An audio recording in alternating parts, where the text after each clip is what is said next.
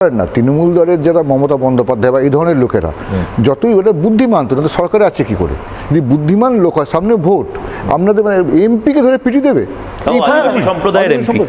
এবারে ওদের কারণটা হলো ওরা আতঙ্ক সৃষ্টির জন্য করছে। ওরা জানে, মাননীয় মুখ্যমন্ত্রীও জানে মানুষের ভোটে উনি নির্বাচিত নয়। ভোটের প্রচার, ভোটের জন্য লড়াই, ওগুলো কোনো ব্যাপারই নয়। গেমটা ওই ওখানে হচ্ছে কেবলমাত্র ভোট দেওয়াতে। একদমই তাই। খুব সম্ভবত মোর দ্যান 50% ক্যামেরা গতবার যে লোকসভা হলো সেই লোকসভায় 12টা থেকে 3টার মধ্যে বন্ধ ছিল।